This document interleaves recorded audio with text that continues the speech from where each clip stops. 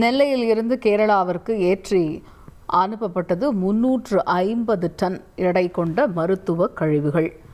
இது பற்றிய விவரங்களை அறிவோம். எமது செய்தியாளர் தங்கம் இணைகிறார். தங்கம், வணக்கம். 2வது நாளாக இன்றைய தினமும் மருத்துவ கழிவுகள் அள்ளப்பட்டு வருவது குறிப்பிடத்தக்கது. இந்த நிலையில் 350 டன் மருத்துவ கழிவுகள் கேரளாவிற்கு திருப்பி அனுப்பி வைக்கப்பட்டிருப்பதாக தகவல் வெளியாகியுள்ளது. முழு விவரங்கள் என்ன?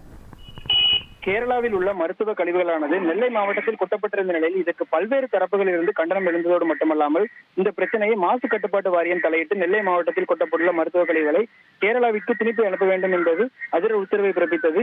அதன் அடிப்படையில் நெல்லை மாவட்டத்தில் கொட்டப்பட்டிருந்த மருத்துவ கழிவுகளானது நேற்றைய தினம் அள்ள தொடங்கிய நிலையில் நேற்றைய தினம் சுமார் 18 லாரிகள் மருத்துவ கழிவுகளானது அள்ளப்பட்டு பலத்த போலீஸ் பாதுகாப்புடன் தென்காசி புலியரை சோதனை சாவடியாக அனுப்பி வைக்கப்பட்டது. இந்த நிலையில் கேரளாவிற்கு அனுப்புவதற்கு முன்னாக தென்காசி மாவட்டத்தில் உள்ள இடைமேடையில் அந்த குப்பைகளானது எடை போடப்பட்ட நிலையில் நேற்று தினம் மட்டும் சுமார் 359 டன் கிலோ மருத்துவ கழிவுகளானது அள்ளப்பட்டு கேரளாவிற்கு அனுப்பி வைக்கப்பட்ட நிலையில் இன்றைய தினமும் மருத்துவ கழிவுகளானது தொடர்ந்து 2வது நாளாக அள்ளப்பட்டு வருகிறது. குறிப்பாக 300 டன்னுக்கும் மேலான மருத்துவ கழிவுகள் நேற்று ஒரே நாளில் தமிழகத்தில் இருந்து கேரளாவிற்கு அனுப்பி வைக்கப்பட்டுள்ளது. இது பொதுமக்கள் மற்றும் சமூகங்களிடையே கடும் அதிர்ச்சியை ஏற்படுத்தியுள்ளது. தொடர்ந்து 2வது நாளான மருத்துவ கழிவுகள் அள்ளப்பட்டுள்ளது குறிப்பிடத்தக்கது. தகவல்களுக்கு நன்றி தங்கம். செய்திகளை உடனுக்குடன் தெரிந்து கொள்ள உடனே சப்ஸ்கிரைப் பண்ணுங்க.